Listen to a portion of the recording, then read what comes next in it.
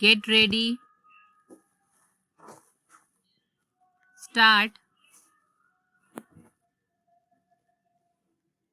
Sir, the very basis of the bill has also been questioned. That is, whether the restructuring of the capital of the institution is at all needed. It is our view that a developmental agency should be organizationally independent and its board professionalized. Having fully fed the Industrial Development Bank of India since its infancy for a decade, the Reserve Bank has placed it in a position of importance. The government have therefore taken the view that the time has arrived to elevate status of the development bank to that of the principal financial institution. Just as the Reserve Bank is the central bank of the country, the Life Insurance Corporation of India is the principal investment institution. The Development Bank should achieve the status of the principal financial institution, all the three being directly owned by the government. The bill seeks to achieve this purpose. Further, the board of the principal financial institution should reflect the various impulses of different states of India, particularly those which are industrially backward. As I have already explained, you will see from clause 6 of the bill that in a board of 25 members, excepting two who are government officials and two employees of the financial institution, the rest are professionals in the sense that they represent all India and state level financial institutions, banks, and various fields like science, technology, industry, economics, industrial cooperative, marketing, etc. The Reserve Bank, as the central bank of the country, will be represented at the level of a deputy governor on the board and on the executive committee of the development bank. The Reserve Bank is therefore in a position to continue to make its positive contribution to the operations of the development bank and through it to all the other financial institutions. It has also been argued that after the restructuring of the development bank, neither the volume of credit to industry will increase nor will the cost of credit decrease, and thus there is no economic rationale for the bill. In any event, the mobilization of resources and their channeling will be done in close coordination with the Reserve Bank of India.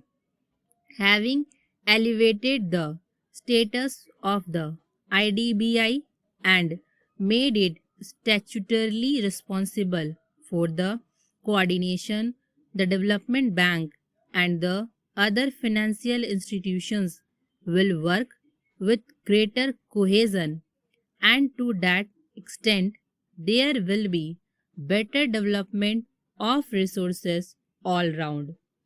A point has also been raised that with the transfer of the shareholding of the Industrial Development Bank of India from the Reserve Bank to the government, large industrial group would have easier access to institutional finance than before.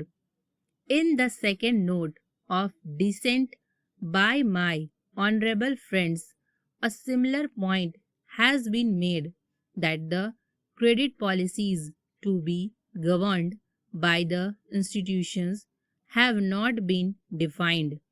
The policy of financing industry, including small scale industry, cooperatives, etc., and the large industrial groups, is determined.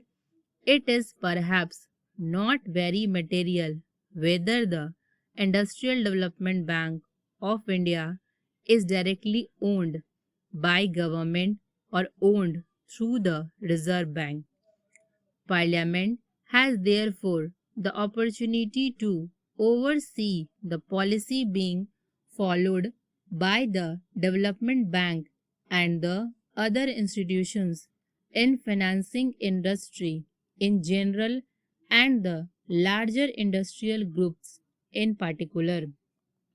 The honorable member has, in their minute of dissent, referred to the position that the employees' representatives will not be elected on the board but will be selected in a manner prescribed by the government. They have referred to the practice prevailing in regard to the appointment of directors on the boards of the nationalized banks.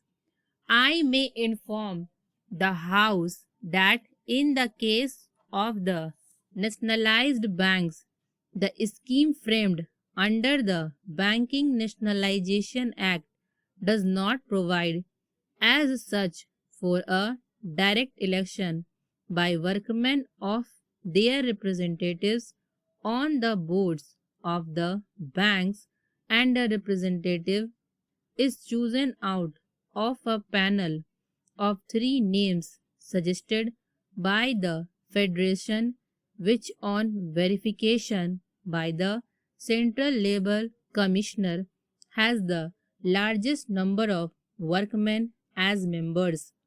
A more or less similar procedure will be drawn up in this case also for selection of the employees' representatives.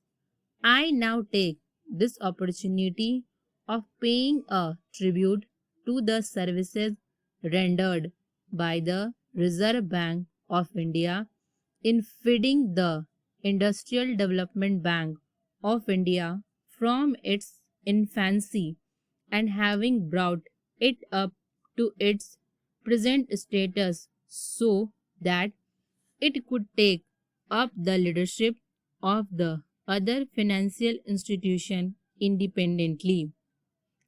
As I have already stated earlier, the Industrial Development Bank of India will continue to be as much a concern of the Reserve Bank as of the government in the new setup as well. I have very hope that the Development Bank, as the principal with its enlarged role, should be able to play an effective part in the balanced industrial development of the country in accordance with national priority and aspirations. With these remarks, I commend the bill to the Honorable House for consideration for useful debate.